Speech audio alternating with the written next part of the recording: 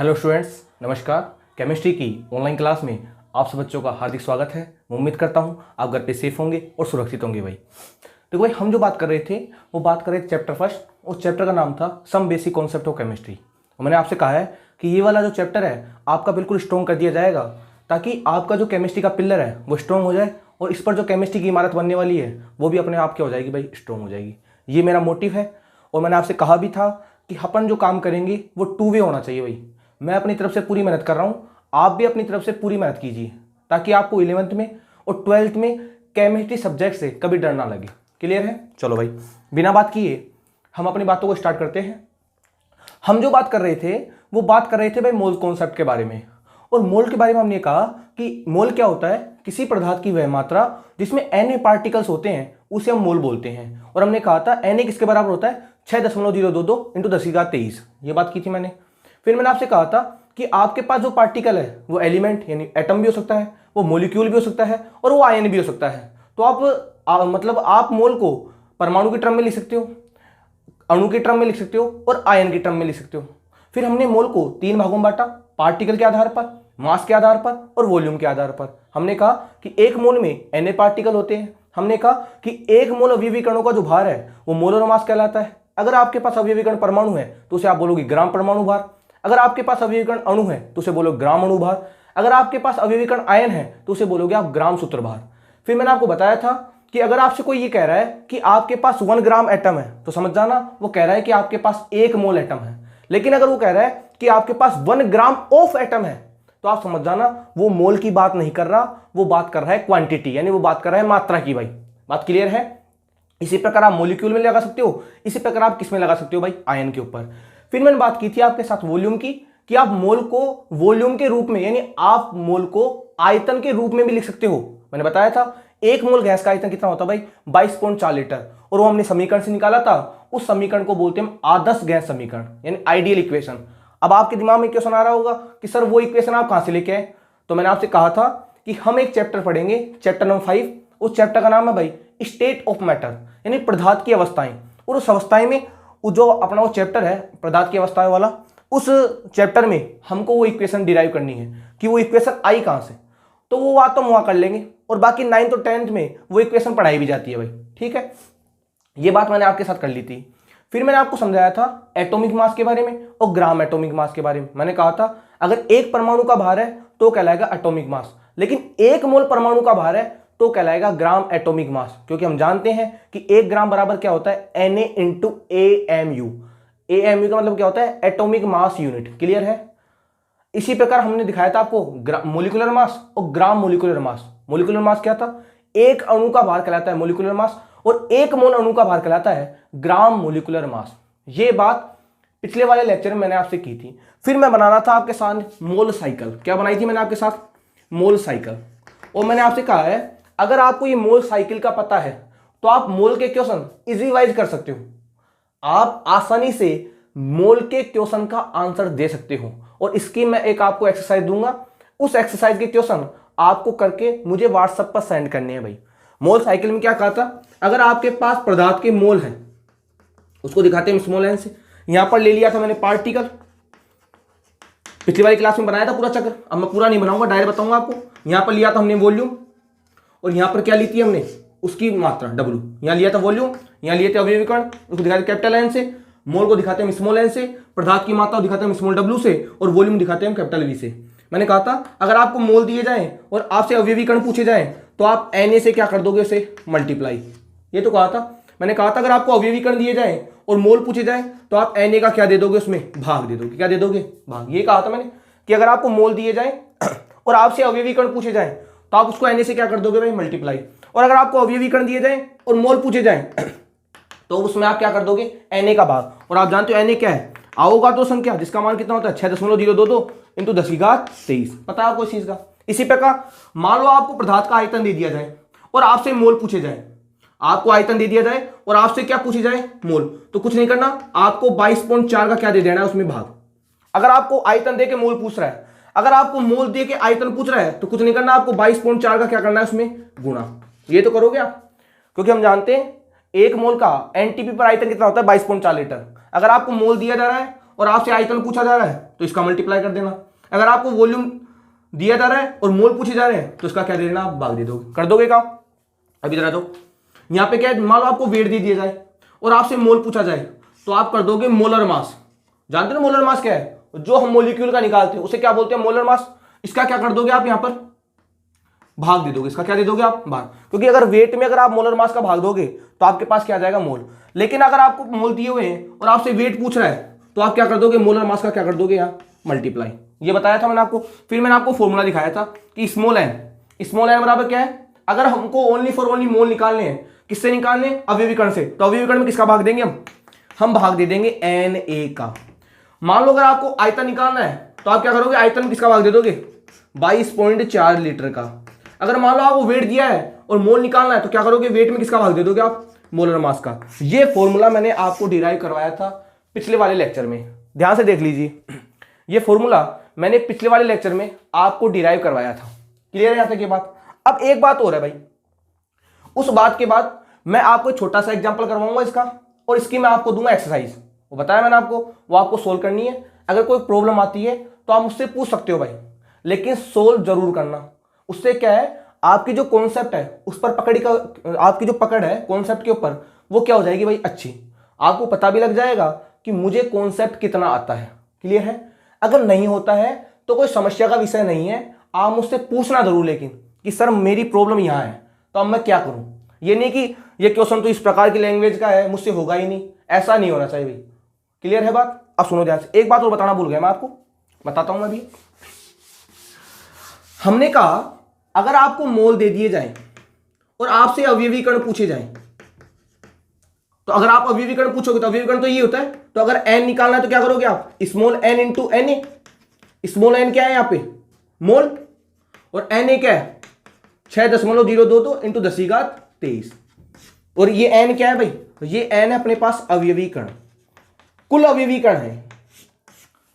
ठीक है? लेकिन कई बार क्या होता है, आपसे अवयवीकरण ना पूछ के, कई बार क्या होता है, आपसे अवयवीकरण ना पूछ के आपसे पूछ लेगा परमाणु।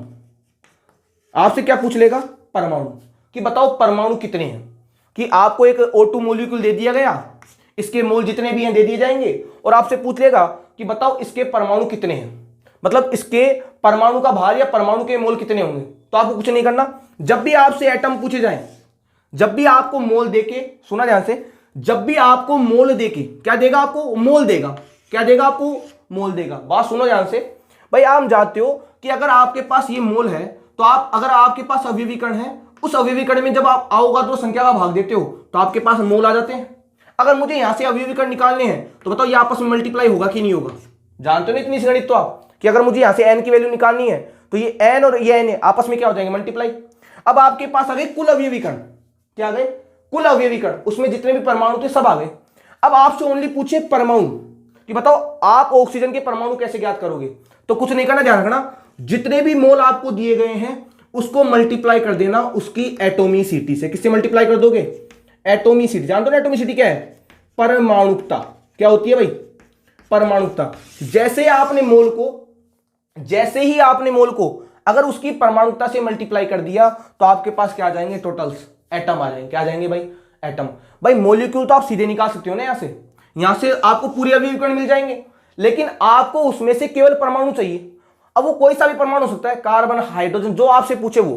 तो कुछ नहीं करना, जो मोल आपने निकाले हैं उसमें उस परमाणु की क्या लगा दो आप, परमाणुकता। उस परमाणु की, जिस परमाणु के आपको मोल दिए गए हैं, आपके पास क्या आ जाएगी भाई, आपके पास क्या आ जाएंगे भाई, टोटल एटम। बात क्लियर है? अगर आपको एटॉमिक मतलब आपको मोल दिए जा रहे हैं और आपसे परमाणु पूछे जा रहे हैं तो आप एटॉमिसिटी से क्या कर दोगे, मल्टीप्लाई। आपके पास क्या आ जाएगा भाई, क्या आ जाएगा भाई, टोटल परमाणु आ जाएंगे। क्लियर है बात? बताऊंगा एग्जांपल के द्वारा, आपको पूरी बात क्लियर कर दी जाएगी। लेकिन ध्यान रखना, अगर आपसे परमाणु पूछे जा रहे हैं तो मोल में क्या मल्टीप्लाई कर दोगे, इसकी एटोमिसिटी। और आप जानते हो परमाणुकता क्या होती है, किसी भी अणु में उपस्थित कुल परमाणु की संख्या क्या कहलाती है, उसकी परमाणुकता। जैसे CO2 में परमाणुकता क्या होगी, 2 और 1 3, 3 परमाणु हो गए, तो परमाणुकता कितनी इसकी, 3। अब मान लो इसमें आपसे पूछा, सुनो ध्यान से, वो कह देता है आपसे कि CO2 के आपको 5 मोल दिए, जो मैं एग्जांपल समझा दूं ना आपको, उससे आपको पूरी बात क्लियर हो जाएगी। आपसे कहा गया कि आपको CO2 के 5 मोल दिए गए हैं। क्या दिए गए, 5 मोल। तो बताओ यहां पर O2 के परमाणु कितने होंगे, कि 5 मोल में ऑक्सीजन के परमाणु कितने होंगे, तो आप क्या करोगे भाई, 5 मोल तो आपको 5 दे दिए गए इनटू परमाणुकता। अब परमाणुकता किसकी लगाओगे आप, ऑक्सीजन की, तो ऑक्सीजन कितने अपने पास 2, तो आप कहोगे यहाँ पे 10 मोल क्या होंगे भाई, यहाँ पर 10 मोल किसके होंगे भाई, ऑक्सीजन के। बात क्लियर है। परमाणु जो आपको मोल दिए गए हैं उसको आप क्या कर दोगे, उसकी परमाणुकता से मल्टीप्लाई, आपके पास अपने आप ही क्या जाएंगे टोटल्स एटम। क्लियर। तो मैं कहूंगा इसके अंदर कितने एटम है, टोटल 10 मोल है। 10 मतलब क्या होगा 10Na। पता है आपको उस चीज का, तो क्योंकि एक मोल में कितने होते हैं, अवगाद्रो संख्या के बराबर। 10 मोल में कितने होंगे, 10 अवगाद्रो के बराबर। बात क्लियर है। जितने भी आपको परमाणु पूछे जाए उसको मोल से क्या कर दोगे आप, मल्टीप्लाई। और मोल निकालने का तरीका जानते हो आप, weight by molar mass, capital N बटा Na या वॉल्यूम लीटर अपॉन 22.4, निकालने का तरीका आपको पता है। क्लियर है बात। अब सुनो भाई ध्यान से बात, ये बात तो बेसिक बात थी जो मैंने आपसे डिस्कस कर ली। जैसे मान लो एक एग्जांपल, सिंपल सा एग्जांपल ले लो, आपसे कहा गया कि 8 ग्राम O2 में कितने मोल होंगे। आपसे पूछा गया 8 ग्राम O2 में कितने मोल होंगे, यानी आपको दिया गया है W, क्या दिया गया है W, और आपसे क्या पूछा गया है भाई, स्मॉल n। देखना ध्यान से बात, क्वेश्चन को आप ध्यान से देखना। आपसे कहा गया कि बताओ 8 ग्राम O2 में कितने मोल होंगे, तो आप जानते हो आपको वेट दिया गया है और आपसे क्या पूछा गया है भाई, मोल। और आप जानते हो स्मॉल n बराबर क्या होता है, वेट बट्टा मोलर मास, पता आपको इस इक्वेशन का। तो यहां पर n W की वैल्यू कितनी दी गई है आपको, 8 ग्राम दे दी वेट, कि आपको 8 ग्राम किसका दिया है, ऑक्सीजन का। और आप जानते हो ऑक्सीजन का, भाई ऑक्सीजन के एक एटम का परमाणु भार कितना होता है, 16 AMU, होता ही नहीं होता। तो 2 का कितना होगा, 2 से मल्टीप्लाई कर दो, 32 AMU, पता होगा कि नहीं होगा। तो यहां किसका भाग दे दोगे आप, 32, वो एक का 16 हो गया तो 2 का कितना होगा 32, तो अपन काटेंगे तो कितना आएगा अपने पास, 1/4 मोल। कितना आ जाएगा भाई, बताओ इतने मोल आएंगे नहीं आएंगे, कि 8 ग्राम O2 में कितने मोल होते हैं, 1/4। क्लियर है, कितने मोल होंगे 1/4, निकाल लोगे ना भाग देके तो आप। क्लियर है बात। आपको 8 ग्राम ऑक्सीजन दे गई और पूछा बताओ उसमें कितने मोल होंगे, तो कितने मोल होंगे उसमें, कितने मोल होंगे 1/4। जैसे मान लो आपसे कहता कि आपके पास 44 ग्राम किसका है भाई, CO2 का है, बताओ इसके मोल कितने होंगे। तो क्या दे दिया गया आपको, वेट दे दिया गया है, पूछा क्या आपसे मोल, तो मोल बराबर क्या होता है, वेट बटा मोलर मास। तो वेट कितना है आपके पास 44, मोलर मास कितना हो CO2 का, कार्बन का तो होता है 12, ऑक्सीजन का 1 का 16, 2 का 32, तो 32 से 12 कितना होगा 44, 44 में 44 का भाग दे दो, कितना आ जाएगा मेरे पास 1 मोल। यानी 44 ग्राम CO2 में कितने मोल होते हैं, 1 मोल। और आपको ये बात पता भी है क्योंकि मैंने कहा था 44 ग्राम CO2 का मतलब होता ही क्या है, 1 मोल CO2। बताया था मैंने आपको कि 44 ग्राम CO2 का मतलब क्या है, 1 मोल CO2। क्योंकि मैंने कहा था आपसे अगर आपको आगे ग्राम मिल रहा है तो समझ जाना उसने बात किसकी की है भाई, मोल की। तो 44 ग्राम CO2 का मतलब क्या हुआ, 1 मोल CO2। तो हमने भी निकाली, देख लो बताओ 1 मोल CO2 आएगी नहीं आएगी। बात क्लियर है। तो क्योंकि वेट बटा मोलर मास इक्वल टू मोल, निकाली वैल्यू हमारे पास आ गई कि 44 ग्राम CO2 में कितने मोल होंगे भाई, 1 मोल होंगे, क्योंकि हमें फॉर्मूला पता है। क्लियर है। मान लो आपको अवयवीकरण दे दिया जाए, जैसे आपसे ऐसे कह दे, जैसे मान लो आपसे कहते एक गैस का, कह दे क्वेश्चन क्या बोल दे, एक गैस का NTP पर आयतन 11.2 लीटर है। क्या कह दिया, एक गैस का NTP पर आयतन 11.2 लीटर है, तो बताओ उस गैस के मोल कितने होंगे NTP पर। क्या पूछ लेगा आपसे, कह देगा कि एक गैस का NTP पर आयतन, ये नॉर्मल टेम्परेचर प्रेशर पर आयतन 11.2 लीटर है, तो बताओ उस गैस के मोल कितने होंगे NTP पर। हम जानते हैं अगर हमको आयतन दे दिया जाएगा तो हमारा फॉर्मूला क्या लगेगा, V लीटर बटा 22.4, क्योंकि आयतन में तो हम इसी फॉर्मूले लगाते हैं। कितना दिया गया है हमको 11.2, डिवाइड किससे कर दोगे 22.4, जानते हो किससे हो जाएगा हमारे पास, बताओ 1/2 मोल आएंगे नहीं आएंगे, कितने मोल आ जाएंगे 1/2 मोल। अगर आयतन दे तो ये वाला फॉर्मूला, अगर वेट दे तो वो वाला फॉर्मूला, अगर मान लो अवयवीकरण दे तो कौन सा फॉर्मूला लगा दोगे, N/N। इससे भी क्या निकाल सकते हो आप, मोल। बात क्लियर है, ये बात तो समझ में आ गई होगी। अगर आपको आयतन देता है तो आप इस प्रकार निकाल सकते हो, अगर आपको वेट देता है तो मैंने बताया था आप किस प्रकार निकालना है, और अगर आपको अवयवीकरण दे दिए जाए तो आप किस प्रकार निकाल सकते हो, इस प्रकार। जैसे मान लो कहूं कि एक कोई कंपोनेंट है, कोई सा मान लो आपकी इच्छा है, उसमें अवयवीकरणों की संख्या 6.10 है, तो बताओ उसमें कितने मोल होंगे। तो आप क्या करोगे, आपको दे दिया n और आपको निकालना है स्मॉल n, कितना दे दिया 6 × 10⁻²4, और n का मान कितना होता है 6 × 10⁻23, 6 से 6 कैंसिल हो जाएगा, जब ऊपर जाएगा 10 हो जाएगी -23, तो ये कट गया, अपने पास रह गए ओनली। तो n कितना आएगा अपने पास, n बराबर 10 मोल। तो आएगा नहीं आएगा, तो उस कंपोनेंट में कितने मोल होंगे 10 मोल होंगे। तो अगर आपको अवयवीकरण दे दिया जाए और मोल पूछा जाए तो आप इस फॉर्मूले को लगा देना। अगर आपको आयतन दे दिया जाए और मोल पूछा जाए तो आप इस फॉर्मूले को लगा देना। अगर आपको वेट दे दिया जाए और मोल पूछा जाए तो बताया था फॉर्मूला मैंने आपको, वेट बट्टा मोलर मास। ये 3 फॉर्मूले आपको मोल निकालने में क्या करेंगे भाई, हेल्प। और अगर आपसे परमाणु पूछे जाए तो मैंने कहा था मोल में क्या ऐड कर देना आप, एटोमिसिटी। जैसे मोल में आप एटोमिसिटी को गुणा कर दोगे आपके पास क्या आ जाएंगे, टोटल एटम। क्या आ जाएंगे आपके पास, कुल परमाणु की संख्या। मोल से आपको घबराना नहीं है, मोल के क्वेश्चन आपको सोल्व करने हैं। बात क्लियर है। अगर वेट दे दिया जाए तो मोलर मास का डिवाइड कर देना, मोल आ जाएगा। अगर आयतन दे दिया जाए तो 22.4 लीटर का भाग दे देना, मोल आ जाएगा। अगर अवयवीकरण दे दी जाए तो अवगाह्य संख्या का भाग दे देना, अपने आप क्या आ जाएंगे, मोल। कई बार क्या करता है, आपको मोल दे देगा और आपसे अवयवीकरण पूछ लेगा। तुम आपसे अवयवीकरण पूछेगा तो क्या करोगे, n इंटू एन ए, भाई ये तो करोगे। अगर मान लो आपसे अवयवीकरण पूछ ले और अगर आपको मोल दे दे तो इन दोनों का मल्टीप्लिकेशन यही तो होगा, तो आप मोल को किससे मल्टीप्लाई कर दोगे, n से। बताओ आपके पास अवयवीकरण आएंगे नहीं आएंगे। बताया था ना मोल चक्र में मैंने आपको कि अगर आपको अवयवीकरण दे दिए जाए, अगर आपको मोल दे दिए जाए और अवयवीकरण पूछे जाए तो अवगाह्य संख्या से क्या कर दोगे आप, उसे मल्टीप्लाई। आपके पास क्या आ जाएगा भाई, कुल अवयवी कणों की संख्या। बात क्लियर है। यह बात शायद आपको क्लियर हो गई होगी कि किस प्रकार मोल का हमको क्या करना है भाई, एप्लीकेशन। और ये बात आपको ज्यादा जब समझ में आएगी जब आप इसके ऊपर क्वेश्चन करोगे। भाई क्वेश्चन ही नहीं करोगे तो क्या समझ में आएगा कि क्या कहना चाहता है ये मोल कॉन्सेप्ट। लेकिन मेरी जहां तक मैं आपको समझाना चाहता था वहां तक मैंने मोल को समझाने की पूरी कोशिश की है। तो आपको मोल से बिल्कुल नहीं डरना। पहले मैं जो एग्जांपल आपको दूंगा वो इस लेवल के होंगे कि उसको आप इजिली वे में सोल्व कर दो, फिर हम थोड़े एडवांस लेवल के लेंगे, फिर अपना लेवल थोड़ा बढ़ता चला जाएगा। क्लियर है बात। तो ये बात थी थोड़ी सी मोल के बारे में। अब आप देखो, एक मिनट माइक सेट कर लूं थोड़ा सा।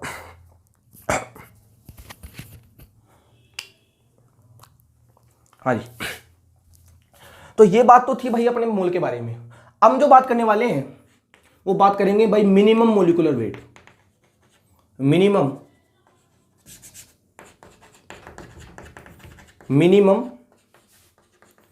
मोलिकुलर वेट, इसको शॉर्ट में बोलते हैं MMW। इसे शॉर्ट में क्या बोलते हैं, MMW। M4 होता है मिनिमम, M4 है मोलिकुलर और W4 होता है वेट। इसको बोलते हैं minimum molecular weight. Minimum molecular weight. देखो कई बार क्वेश्चन किस प्रकार पूछ लेता है। सबसे पहली बात तो ये कि सर मिनिमम मोलिकुलर वेट है क्या, मिनिमम मोलिकुलर वेट है क्या। तो मैं आपको ये कह सकता हूं, नाम से पता लग रहा है मिनिमम मोलिकुलर वेट यानी कम से कम एक परमाणु का वेट तो उसमें आए। भाई आप जिस अणु की बात कर रहे हो उस अणु का वेट तो मोलिकुलर वेट होगा, और उसमें से अगर आप किसी एक एटम का वेट ले लो, भाई मान लो आपके पास SO2 मॉलिक्यूल है और इस SO2 मॉलिक्यूल में केवल और केवल आप सल्फर का वेट देखना चाहते हो, तो बताओ इस पूरे मॉलिक्यूल की अपेक्षा इसका वेट बताओ बिल्कुल मिनिमम होगा कि नहीं होगा। तो इसका वेट क्या कहलाएगा भाई, मिनिमम मोलिकुलर वेट। मतलब मिनिमम मोलिकुलर वेट का मतलब क्या होता है, कुल अणु में से केवल हम अगर एक परमाणु का वेट काउंट कर रहे हैं तो उसको बोलेंगे उसका मिनिमम मोलिकुलर वेट। उसे क्या बोलेंगे, उसका मिनिमम मोलिकुलर वेट। किस प्रकार एग्जांपल आता है, सुनो ध्यान से। इसको मैं आपको एक एग्जांपल समझाना चाहूंगा कि इसका एग्जांपल किस प्रकार होता है। फॉर एग्जांपल क्वेश्चन इस प्रकार है कि मान लो इंसुलिन है, जानते हो ना इंसुलिन क्या होती है।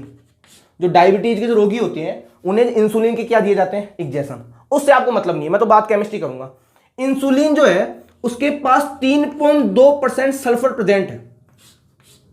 क्वेश्चन इस प्रकार आएगा, एक इंसुलिन है जिसमें 3.2% सल्फर परमाणु उपस्थित है, तो इसका MMW क्या होगा। क्या पूछ लेगा, अगर इंसुलिन में 3.2% सल्फर उपस्थित है तो इसका MMW कितना होगा, यानी इसका मिनिमम मोलिकुलर वेट कितना होगा। अब आपको पता है अगर उसने परसेंटेज की बात की है तो 100 में से होगा। कहने मतलब ये कि अगर 100 ग्राम है, अगर इंसुलिन का 100 ग्राम है तो उसमें सल्फर कितना होगा भाई, 3.2 ग्राम। भाई उसने क्या कहा है कि इंसुलिन जो है उसमें सल्फर कितना है भाई, 3.2% है। मैं कह रहा हूं, मैंने प्रतिशत की बात की तो मैंने मान लिया कि इंसुलिन का कितना ग्राम है भाई, 100 ग्राम। अगर 100 ग्राम इंसुलिन है उसमें से 3.2 ग्राम क्या हो जाएगा, सल्फर। तो मैं कह सकता हूं 3.2 ग्राम सल्फर किस में प्रेजेंट है भाई? 100 ग्राम में।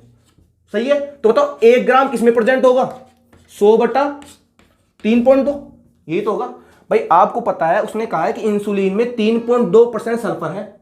अगर उसने परसेंटेज की बात कर दी, मतलब उसने बात कर दी 100 के बारे में। किसके बारे में बात कर दी? 100 के बारे में। और पूछ रहा है उसका मिनिमम मोलिक्यूलर वेट, तो कैसे निकालेंगे?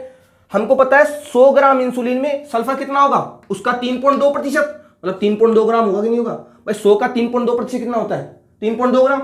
तो मैं कहूंगा 3.2 ग्राम सल्फर किसमें है? 100 ग्राम में। तो बताओ 1 ग्राम सल्फर किसमें होगा? 100 बटा 3.2 में। और आप जानते हो अगर इंसुलिन में सल्फर है तो सल्फर का कम से कम एक परमाणु तो होगा ना भाई। कम से कम कितना परमाणु होगा? एक परमाणु। और एक परमाणु का भार कितना होता है? कितना होता है भाई? 32 ग्राम। कितना होता है भाई? 32 ग्राम। तो मैं लेंगे 100 बटा 3.2 मल्टीप्लाई किससे कर दोगे आप? 32 से। यहां पॉइंट हटेगी, ऊपर आ जाएगी 0, 32 से 32 हो जाएगा भाई, कैंसिल। निकाल लोगे आप? निकाल लोगे? क्या कहना चाहता हूं मैं आपसे? मैं आपसे ये कहना चाहता हूं भाई इंसुलिन का यानी इंसुलिन में 3.2% सल्फर है। यानी अगर आपके पास इंसुलिन 100 ग्राम है तो उसमें सल्फर कितना होगा? 3.2 ग्राम। तो 3.2 ग्राम सल्फर किसमें है? 100 ग्राम में। तो 1 ग्राम सल्फर किसमें होगा? 100 बटा 3.2 में। तो 32 ग्राम किसमें होगा? मल्टीप्लाई कर दो 32 से, बताओ वैल्यू निकल के आएगी नहीं आएगी? क्लियर है बात? इसको बोलते हैं मिनिमम मोलिकुलर वेट। इसको क्या बोलते हैं भाई? Minimum molecular weight. बात क्लियर है? ये होता है भाई मिनिमम मोलिकुलर वेट का कॉन्सेप्ट। तो ये आपके सिलेबस में चलता भी नहीं है, बता दूं आपको। ये तो इसलिए कई बार हम जब एडवांस के क्वेश्चन सोल्व करेंगे तो वहां पर कुछ MMW के केस आ जाते हैं। तो आप क्या करोगे? जो परसेंटेज आपको दिया है उसको आप 100 में से निकाल लोगे और जो काउंट करना चाहते हो उसको क्या कर दोगे? उसे मल्टीप्लाई। क्लियर है? क्या निकल के आ जाएगा आपके पास? Minimum molecular weight. क्या निकल के आ जाएगा आपके पास? Minimum molecular weight. क्या निकल के आ जाएगा आपके पास? Minimum molecular weight. वापिस बात समझ लो ध्यान से। मैं आपको अगर दोबारा समझाना चाहूं इसको इस प्रकार समझा सकते हैं। देखो भाई, मिनिमम मोलिकुलर वेट का मतलब क्या होता है? अगर आपके पास कोई अणु है, उस अणु में से अगर आप कोई एक परमाणु का वेट काउंट करना चाहते हो, मान लो आपके पास CO2 है, SO2 है, जो भी है, कोई सा भी अणु, अगर किसी भी अणु में अगर आप एक परमाणु का वेट काउंट करना चाहते हो तो वो कहलाएगा उस परमाणु का मिनिमम मोलिकुलर वेट। क्या कहलाएगा? उस परमाणु का मिनिमम मोलिकुलर वेट। क्योंकि पूरे अणु का वेट तो काफी ज्यादा है और उस पूरे अणु में से केवल आपने एक परमाणु का वेट ही तो निकाला है, तो उस पूरे अणु की तुलना में उस एटम का वेट बताओ बहुत कम होगा कि नहीं होगा? तो वेट क्या कहलाएगा? वो कहलाएगा मिनिमम मोलिकुलर वेट। क्या कहलाएगा? Minimum molecular weight. वापस सुनो ध्यान से। अगर आपके पास एक बड़ा अणु है और उस अणु में से अगर आप केवल एक परमाणु का वेट काउंट करना चाहते हो तो उस परमाणु का जो वेट होगा उस पूरे अणु की तुलना में क्या होगा भाई? कम होगा। तो उस परमाणु का जो वेट कहलाएगा वो वेट कहलाएगा मिनिमम मोलिकुलर वेट। फिर मैंने आपको एग्जांपल दिया किस प्रकार निकालते हैं कि अगर मान लो आपके पास इंसुलिन है और इंसुलिन में 3.2% सल्फर परमाणु उपस्थित है, तो इसका MMW क्या होगा? तो आप सोचो, अगर इंसुलिन है और इंसुलिन में कितना है सल्फर? 3.2%। तो प्रतिशत है, मतलब इंसुलिन की मात्रा कितनी रही होगी? 100 ग्राम। भाई 100 ग्राम में प्रतिशत काउंट करते हैं हम। तो अगर इंसुलिन का 100 ग्राम है तो 100 ग्राम में कितना परसेंट है सल्फर? 3.2। तो मैं कहूंगा 3.2 ग्राम सल्फर किसमें प्रेजेंट है भाई? 100 ग्राम इंसुलिन में। तो बताओ 1 ग्राम सल्फर किसमें प्रेजेंट होगा? किसमें प्रेजेंट होगा? 100 बटा 3.2। और आप जानते हो सल्फर का कम से कम एक परमाणु तो होगा ना भाई इसमें। सल्फर का कम से कम कितना परमाणु होगा? एक। और एक परमाणु का भार होता है 32 EMU। तो आप कहोगे एक के है तो 100 बटा 3.2 मल्टीप्लाई किससे कर दोगे आप? 32 से। तो बताओ ये इस सल्फर का मिनिमम मोलिकुलर वेट होगा कि नहीं होगा? निकल जाएगा ना, क्योंकि हमको पता है कि 3.2 प्रेजेंट है 100 में, तो एक में प्रेजेंट होगी 100 बटा 3.2। तो हम जानते हैं इस पूरे इंसुलिन में कम से कम एक सल्फर तो होगा ना। ये थोड़ी है सल्फर का आधा एटम होगा, कम से कम एक परमाणु होगा। और एक परमाणु का भार कितना होता है? 32 EMU। बताओ मल्टीप्लाई करोगे नहीं करोगे? तो ये जो वेट निकल के आएगा इस वेट को क्या बोलेंगे हम? MMW। इसे क्या बोलेंगे हम? Minimum molecular weight. क्या बोलेंगे इसे हम? Minimum molecular weight. बात क्लियर है? आज के लिए इतना ही। अगले वाले लेक्चर में डिस्कस करेंगे अगले वाले लेक्चर में जो डिस्कस करेंगे वो डिस्कस करेंगे भाई डेंसिटी। किसकी बात करेंगे हम? डेंसिटी। और डेंसिटी हिंदी में बोलते हैं हम घनत्व। डेंसिटी को हिंदी में क्या बोलते हैं हम? घनत्व। देखो भैया मैं आपको एक बात बता दूं, मैं आपसे पहले भी कहा था फिर कह रहा हूं, मैं चाहता तो इस चैप्टर को 10 या 12 लेक्चर में निपटा सकता था, ज़्यादा 7 लेक्चर लगते हैं इसके लिए।